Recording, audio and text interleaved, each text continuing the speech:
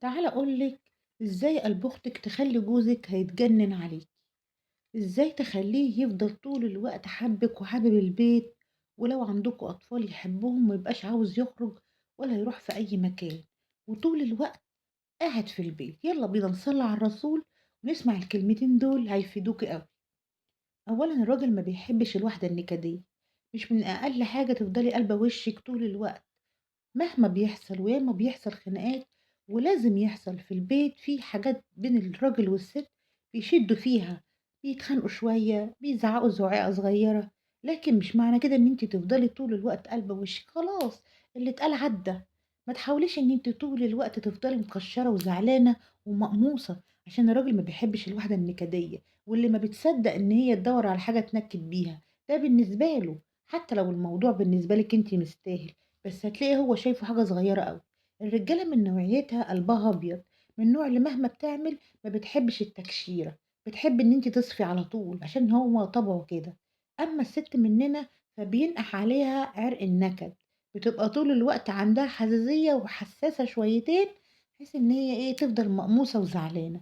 أما الراجل ما بيحبش الكلام ده، عايز مهما يحصل تفضلي فاردة وشِّك على طول، وبكده عمره ما هيزعل ولا هيتضايق منِّك. ولا هييجي خلافات بعديها أكبر.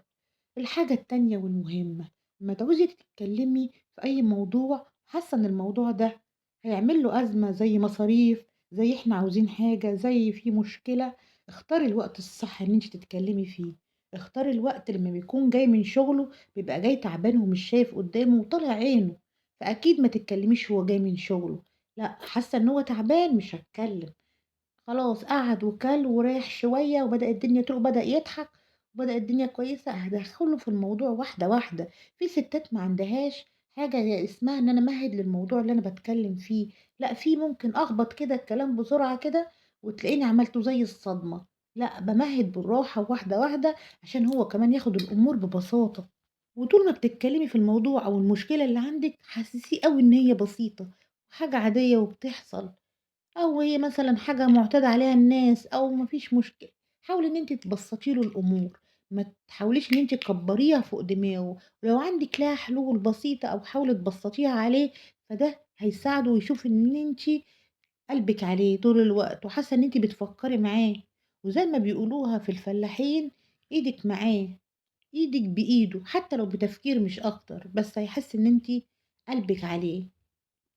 الحاجة التالتة يا ولاد واللي لازم تاخدوا بالكم منها، إن الراجل طول الوقت مضغوط وطول الوقت حواليه مشاكل وشيل هم بما فيه الكفاية. عايز يجي بيته يرتاح ويحس إن اللي موجودة دي ست بتعرف يعني إيه راجل ويعني إيه بيت ويعني إيه جواز ويعني إيه ولاد.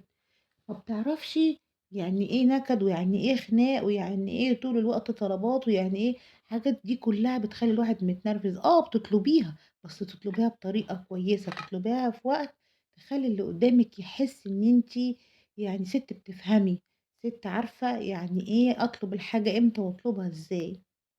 الحاجة التانية يا ولاد أو التالتة أو الرابعة أيًا كان عددها، لأن أنا ما باتذكرش أنا قُلت كام حاجة، فخليكم معايا زي ما أنا ماشية. الحاجة التانية أو التالتة لمّا مش طول الوقت تفضلي رايحة عند فلانة، رايحة عند علانة، ورايحة عند أمي، ورايحة عند أختي، وخالتي جاية، وبنت خالتي هتفوت عليَّ، وأختي جاية لي النهارده، وولاد أختي هيحاولوا ويقعدوا معايا. راجل بيحب في بيته السكينة، بيحب الهدوء، مش حاببها لوكاندا. انت زهقانة روحي كل اسبوع يوم خليه لأهلك ساعتين 3 وترجعي بيتك. ما تفتحلوش البيت لوكاندا لأهلك ولأمك ولإخواتك الراجل عايز راحته. لو ملقاش راحته في بيته هيلاقيها فين؟ راجل جاي من شغله طول اليوم عايز يجي يرتاح في وسط بيته وولاده، مش عايز طول الوقت جاي يلاقي ضيوف في قلب البيت. هو ممكن يتحرج يقول لِك كده، أنتِ خليكِ حساسة منِّك لنفسِك، اعرفي إن هو جاي تعبان وعايز يحس براحة، حتى يوم الأجازة عايزة تقضّيه معاه ده يبقى حاجة حلوة منِّك، مش عايزة تقضّيه وعايزة تزوري أهلِك فبلاش يوم أجازته. خليكِ يوم أجازته ده اعمليه له الراحة بتاعة الأسبوع اللي يحس إن هو اتبسط فيها، يحس إن هو يعني اليوم الوحيد اللي بيستناه طول الأسبوع عشان يتبسط في وسط بيته وعياله ومع مراته. يضيّع عليه شقى الأسبوع كلّه اللي هو حاسس بيه.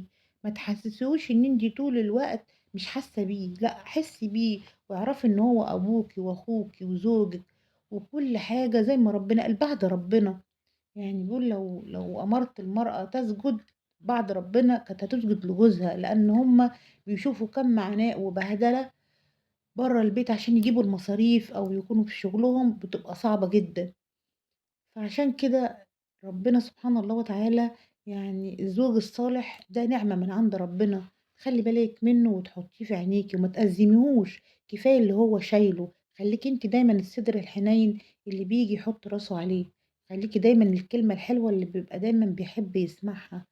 خلّيكِ حاجات كتير أوي حلوة في حياته، بدل ما تطلع واحدة تانية وتعوّض وتلاقي عنده نقص وتعوّضه ويروح من إيديكِ خالص، لإن إحنا النهارده في زمن ما يعلم به إلا ربنا، سواء متجوّز أو مش متجوّز فالناس ما بيفرقش معاها بالعكس، ده الصِّدى الأكبر بتبقى للمتجوّز، عشان مراته أكيد ملهية عنه ببيتها وعيالها وممكن تكون سِت ما بتفهمش، فهو صِدى سهلة، اوعي تخلّي جوزِك صِدى سهلة لأي حد في الدنيا، خلّيه دايمًا شايفِك أنتِ أحسن حاجة في الدنيا وأحسن حد في الدنيا، خلّيه شايفِك المكان اللي بيرتاح فيه وليه، خلّيه شايفِك طول الوقت السِت اللي هو كان مبسوط جدًا باختيارها. وكان وفرحان إن هو ارتبط بيها هي، مش طول الوقت بيقول يا ريتني ما عملت كده في نفسي ويا ريتني كل ده منِّك أنتِ مش منه هو، الراجل زي الطفل، هو أنتِ اللي تقدري تخلّيه مبسوط بأقل حاجة وأنتِ اللي تقدري تخلّيه تعيس برضه بأقل حاجة، واعرفي إن هو الست غير الراجل، وسبحان الله في حاجة تانية كمان عايزة أقول لكم عليها، دايمًا حبّي أهله. أهله والله هتلاقيه هو فرحان بيكِ جدًا ومبسوط، وسبحان الله اللي هتعمليه هتلاقيه عامل أمه زي أمِك وأخته زي أختِك، أنتِ بتتخانقي مع أمِك وطبيعي تتخانقي مع أمه أو تشدّي معاها، ما تحطّيش كلمة حماتي، دي مش حماتِك دي أمِك، أنتِ أكيد بتتخانقي مع أمِك عمرِك ما هتشيلي منها، هتيجي كمان شوية هتصالحيها أو هتيجي تكلميها، هي دي أمِك التانية، هي اللي ربِّت لِك الراجل اللي أنتِ دلوقتي قاعدة في حماه وفي ضِلّه. عامليها هي أمِك، هي أمِك التانية، وبالعكس دي بقت أكتر من أمِك كمان، فأنتِ زعلتِ مع أمِك طبيعي هتزعلي مع حماتِك، بس إحنا عندنا كلمة حماتِك دي صعبة أوي، اللي تبلعيه من أمِك عمرِك ما هتبلعيه من حماتِك، عشان بتسميها بني آدمة غريبة عنِك، لكن لو خدتِ بالِك لو بتتخانقي مع أمِك هتلاقي نفسِك طبيعي كده بترجعي تصالحيها، لأن دي أمِك حتة منِك ما تقدريش تزعلي منها، هو ده نفس الوضع، اعملي كده مع حماتِك، واعرفي إن أنتِ حطي دايمًا في كفة إن أنتِ زي ما بتتخانقي مع هنا بتتخانقي معاها. أو بتشدّوا مع بعض، فأنتم في نفس الوقت بتزعلوا من بعض هنا أو هنا، عامليهم نفس المعاملة، عشان ربنا يكرمِك ويدّيكِ ولاد صالحين، دايمًا يشوفوكِ أحسن أم في الدنيا، ما تكرهيش جوزِك في اللي حواليه، حتى لو هُم سيئين، كل السيء ربنا بيدّي له على قد ما هو اللي جواه، وعلى قد أفعاله، أنتِ مش هتتحاسبي له، اتعاملي باللي ربنا هيحاسبِك عليه، ما تتعامليش بشخصية اللي قدّامِك.